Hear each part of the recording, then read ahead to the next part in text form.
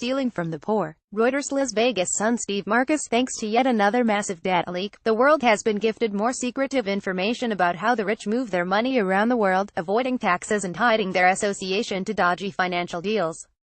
Featuring intel on everyone from the British Queen to close aides of Donald Trump, the revelations made by the Paradise Papers are going to keep surfacing in the news for weeks to come. Journalists working for nearly 100 media partners are revealing their analyses of more than 13.4 million files on the world's wealthiest. But what does it mean for most ordinary citizens of the world? Let's first look at what a previous, even larger leak revealed: the Panama Papers. In April 2016, hundreds of journalists working with the International Consortium of Investigative Journalists exposed the inner workings of a Panama-based law firm, Mossack Fonseca.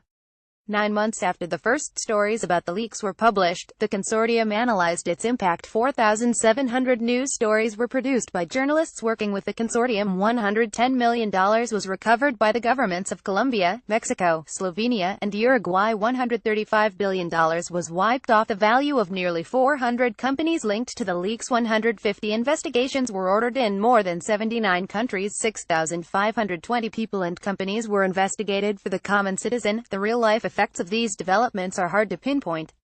In the long run, it may mean that governments are able to collect more taxes from the rich than they were able to before, because much of what these papers reveal are clever tricks to avoid taxes. But that's not the main reason why you should care about these leaks. For the real reason for watching and worrying about what happens next in the offshore empire, we can turn to the leaker of the Panama Papers. Known by the pseudonym John Doe, he broke his silence a month after the leaks were published. He said he leaked the information because he was worried about income inequality and understood enough about their contents to realize the scale of the injustices they described. What Doe is getting at, as one expert told me, is the difference between the letter of the law and the spirit of the law. According to the letter of law, much of what offshore law firms do is legal. But is it in the spirit of the law? Is it just? Is it fair? Does view is that allowing the rich to avoid taxes is going against the spirit of the law. These safe havens, and the routes that lead to them, were created for historical reasons. In the 1970s, offshore routes could be used for hiding an individual's money from corrupt governments or helping banks move money to manage currency rate fluctuations. But thanks to highly paid, smart lawyers, offshore routes are now being abused. Doe believes that the rich people who can afford to protect themselves using these routes are committing injustices. This is why we ordinary citizens should care about the offshore empire. If it were a question of legality, the solution for how to deal with those implicated would be easier. Perhaps we'd taken them to an international forum that holds criminals accountable, for example. Instead, the question is about fairness, and the solution to it is much more complex. On a policy level, bodies such as the OECD have been working toward increasing transparency and exchange of information among countries for quite some time.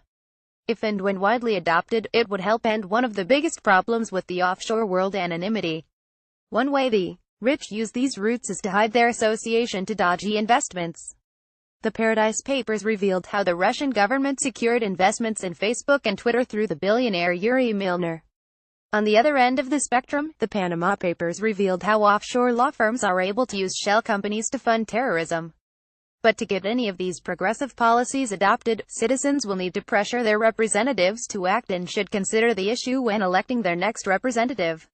Political pressure can produce action. Just look at Switzerland, which adopted policies for spontaneous exchange of information earlier this year.